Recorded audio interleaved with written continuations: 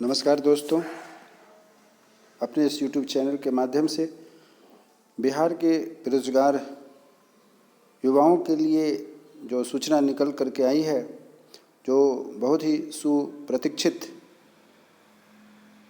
Result थी BPSC में शिक्षक की बहाली संबंधित, उसी से लेकर के कुछ महत्वपूर्ण सूचना हमारे न्यूज़ चैनल के माध्यम से आपके पास पहुंच रही है। उम्मीद करता हूं कि मेरा यह प्रयास आपको अच्छा लगेगा और आपसे आग्रह है कि मेरा यह जो प्रयास है आप इसे अपने एक सब्सक्राइब, लाइक, शेयर के माध्यम से मनोबल दें, जिससे कि आगे और भी कुछ सूचना हो तो मैं आपके पास लेकर के आऊँ। आपसे पुनः गुजारिश है कि हमारे इस यूट्यूब चैनल को लाइक, शेयर, सब्सक्राइब करें, जिससे कि शिक्षा और रोजगार के क्षेत्र से जुड़ी हुई जो कुछ सूचना होगी आपके पास मैं सबसे पहले लेकर के आऊँगा।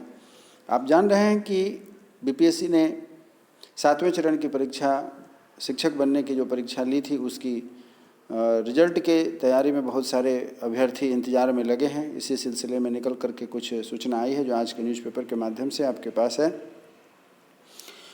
बीपीएससी 43 अर्थात 43 विषयों की मेरिट लिस्ट तैयार करने में हो रही देरी पर अपना कुछ व्याख्यान दिया है। 1 से 2 दिनों में शिक्षक नियुक्ति परीक्षा का निकल जाएगा रिजल्ट। 1 से 2 दिनों के बीच में निकल जाएगा। संभावित तिथि आप सभी जान रहे थे 15-16 तक कहा गया था, फिर 16-17 हुआ और इसी तरह उम्मीद है कि 1-2 दिन में निकल जाएगी। इसी पर हम लोग चर्चा कर रहे हैं। बीपीएससी के द्वारा 1.70 लाख अर्थात 1,70,000 शिक्षकों की नियुक्ति के लिए ली गई प्रतियोगिता परीक्षा का रिजल्ट अगले 1 से 2 दिनों में आ जाएगा। 15 अक्टूबर तक इसका रिजल्ट निकालने के लिए प्रयासरत था विभाग, लेकिन 43 विषयों की अलग अलग मेरिट लिस्ट बनाने और 38 जिलों की चयनित अभ्यर्थियों के पसंद के 3 जिलों को प्राथमिकता वार ध्यान रखने के कारण मेरिट लिस्ट बनने में जो कुल मिलाकर के 1634 मेरिट लिस्ट बन रहे हैं और इसमें परेशानी आ रही है, जिसके कारण देर हो रहा है। इसके कारण रिजल्ट निकालने में अनुमानित समय से अधिक समय लग रहा है। सूत्रों की माने तो एक ही अंक पर इतने अधिक अभ्यर्थी आ रहे हैं कि मेधा सूची में इनके क्रमांक का निर्धारण करने के लिए उम्र के साथ नाम के वर्ण तक का इस्तेमाल करना पड़ रहा है। अर्थात यह हुआ कि एक ही अंक, एक से ज़्यादा यदि विद्यार्थी लेकर के आ रहे हैं, अभ्यर्थी लेकर के आ रहे हैं, तो वैसी स्थिति में उनकी उम्र, जो अगर किसी अभ्यर्थी का उम्र ज़्यादा है तो उसको पहले प्राथमिकता दी जाएगी ज्वाइनिंग में।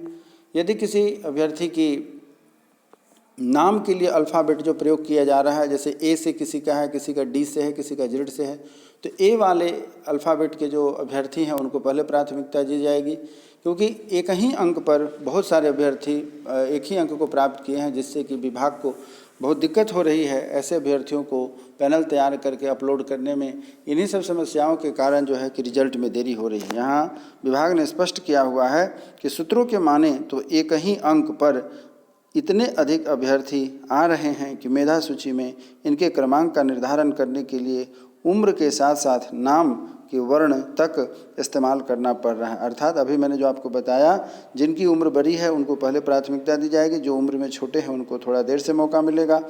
जिनके नाम का अल्फ़ाबेट पहले आता है ABCD के अकॉर्डिंग, उनको पहले प्राथमिकता दी जाएगी। जिनका नाम अल्फ़ाबेट लेट से आएगा, पीछे आएगा, उनको बाद में प्राथमिकता दी जाएगी।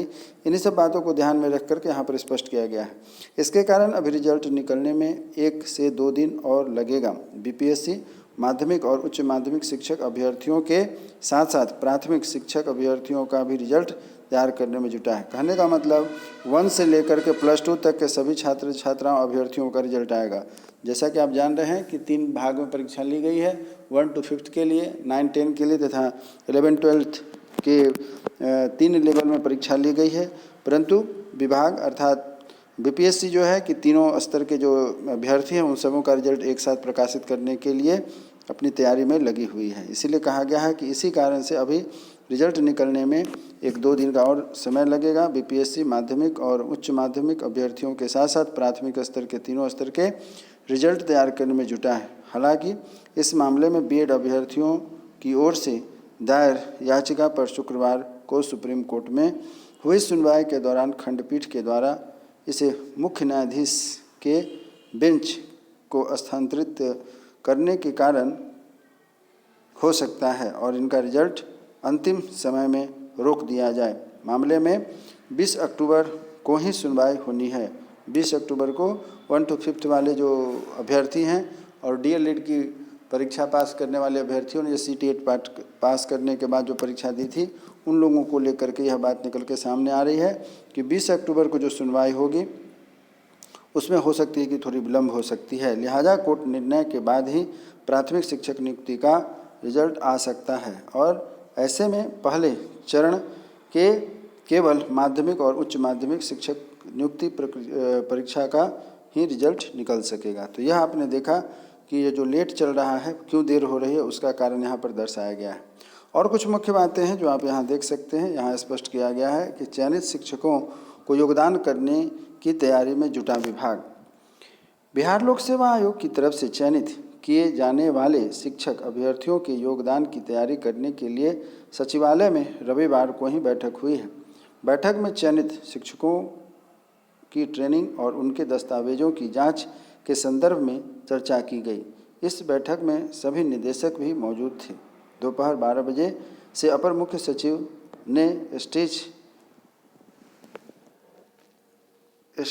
3 रिपोर्ट की समीक्षा की। इसके अलावा राज्य कर्मियों को अस्थायी कर्मचारी व्यवस्था के तहत प्रोन्नति देने के संदर्भ में मंथन किया गया। विभागीय जानकारी के मुताबिक बिहार लोक सेवा आयोग की तरफ से शिक्षकों के चयन की अनुशंसा मिलते ही दस्तावेजों के सत्यापन के लिए जिला स्तर पर बाकायदा कैंप लगाया जाएगा। साथ ही NCERT के जरिए शिक्षकों के प्रारंभिक शिक्षण पूरा कराया जाएगा। इसके लिए NCERT ने तैयारी पूरी कर ली है। आप हमारे पिछले वीडियो में अगर देखे होंगे तो उसमें डिटेल्स मैंने बताया हुआ था कि आपके नियोजन की जो प्रक्रिया होगी, कैसे आपकी नियुक्ति पत्र मिलेगी, कैसे आपकी नियोजन की प्रक्रिया होगी, और इन सभी चीज़ों के बारे में मैंने अपनी पिछली वीडियो में डाला है। इसीलिए मैंने कहा है कि यदि हमारी वीडियो आपको अच्छी लगे, हमारा प्रयास अच्छा लगे, तो निश्चित रूप से हमारे चैनल को सब्सक्राइब करें, जिससे कि इससे रिलेटेड और भी बहुत सारी वीडियो मैंने डाली हुई है, जिसे आप देख करके समझ सकते हैं कि सरकार विभाग कितना अग्रसर है, कितना तेज़ी से तन्मयता के साथ आपके लिए काम कर रही है। तो इससे रिलेटेड और भी कुछ जानकारियाँ हैं जो हमारे आप इस यूट्यूब चैनल के संबंधित वीडियो को देख सकते हैं। और एक बात निकल करके सामने आई है कि 24 से 26 अगस्त तक जो परीक्षा ली गई थी, उसी के बारे में कहा गया है। 1,70,000 शिक्षकों की नियुक्ति के लिए 3 दिवसीय परीक्षा 24 से 26 अगस्त तक ली गई थी। आप अभ्यर्थी हैं, आपको पता होगा, जिसमें कुल 8,10,000 अभ्यर्थियों ने इसके लिए आवेदन किया था। इनमें प्राथमिक शिक्षकों कक्षा 1 से लेकर के 5 तक के लिए 79,943 रिक्तियों के लिए 7,48,000 आवेदक थे, जो रिक्तियों का 9.36 गुना है। अर्थात जितने अभ्यर्थी 1 to 5 के सीट में खाली बन रही थी, अतिरिक्त स्थान थे, उसके लगभग 9.36 गुना जो है कि अभ्यर्थियों ने इसमें अपना आवेदन दिया हुआ था।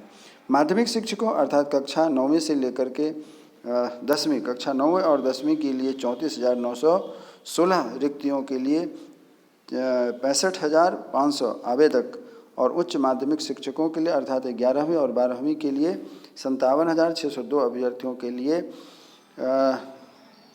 39,680 आवेदकों ने आवेदन किया था, जिसमें से क्रमशः 63,272 माध्यमिक और 37,465 उच्च माध्यमिक अभ्यर्थियों में शामिल हुए थे। आवेदकों में 3,12,560 अर्थात 38.56% बिहार के बाहर के अभ्यर्थी थे और पटना के 38 केंद्रों समेत परीक्षा के सभी 38 जिलों के मुख्यालयों में यह परीक्षा ली गई थी।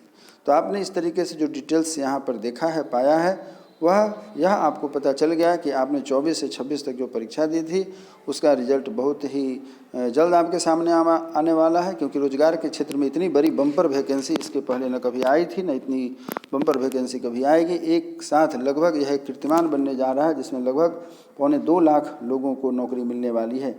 मेरिट लिस्ट बहुत जल्द ही तैयार होगी।